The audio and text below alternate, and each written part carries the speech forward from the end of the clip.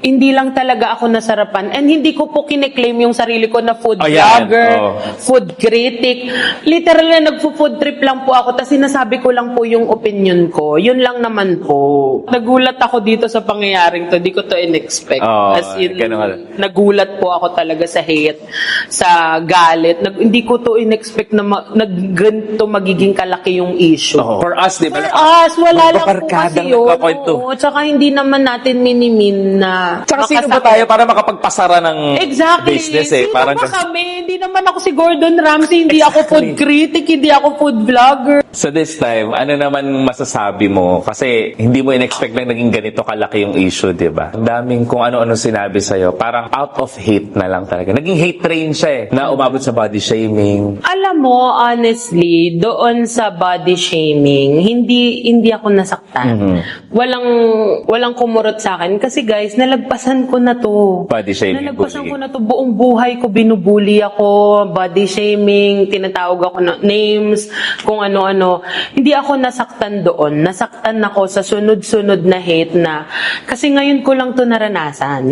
Sobrang new sa akin. So parang ako, nung nakita ko yung sunod-sunod na hate, ang nasa isip ko talaga, ano to? Ba't ganito? Bakit ba't ganito? Ba't ano nangyayari? Mas nasaktan ako sa mga kapwa ko plus size, na kasi di ba nire-represent ko ang plus size community. So parang, kasi nga di ba feeling ko hindi naman lahat kayang i-accept yon. Yes. Hindi naman lahat ready doon.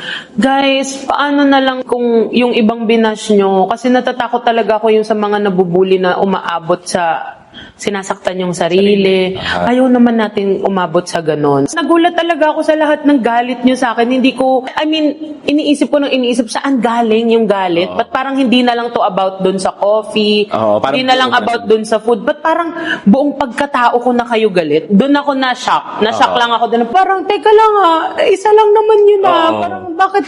At saka may mga ginawa pa ako noon. Mas malala, bakit hindi ako binas? At saka, ang akala ko, kilala ko lahat ng followers ko na maiintindihan nila yung humor ko. So, hindi ko in-expect talaga na lalaki to ng sobra. Alam mo, okay ako mag-call out sa akin Mas gusto ko yon. Mas matututo ako noon. Parang, nga dapat hindi ko ginawa yun, dapat ganito.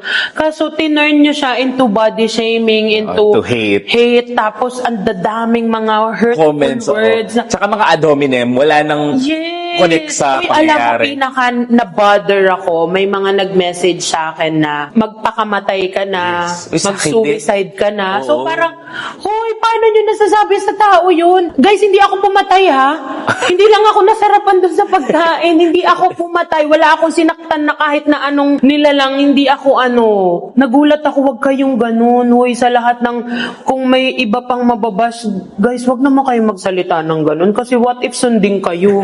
Tingin mo ba may pagkakamali tayo dito? May pagkukulang.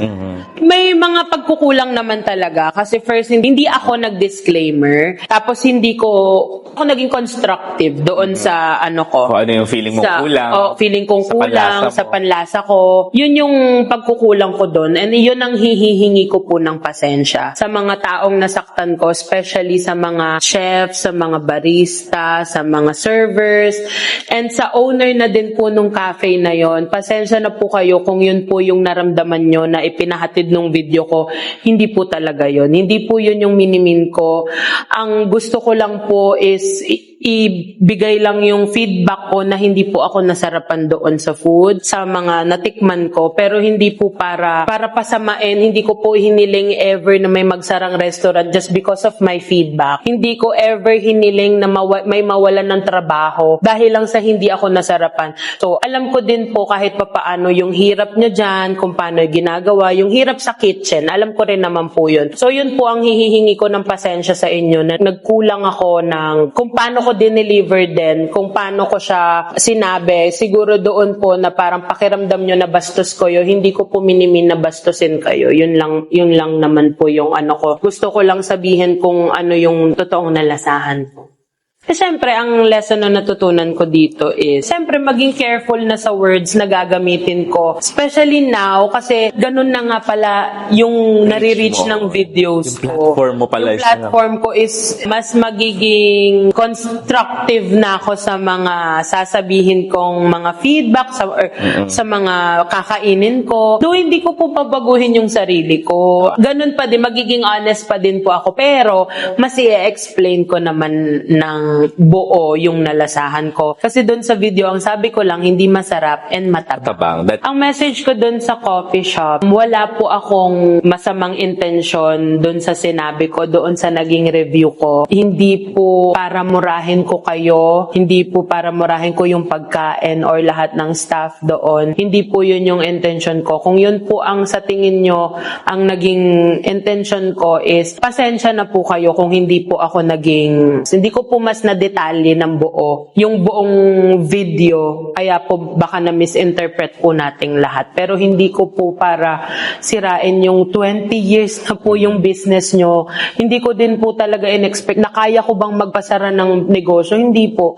Never ko pong hihilingin na kahit kanino pa man yan na may magsara dahil lang sa akin. Ayoko naman po ng ganun. Siyempre, mas gusto ko po yung alam kong mas nakatulong ako sa inyong mas lumago kayo ng dahil dun sa feedback ko. Tsaka sana po bati-bati na po tayong lahat.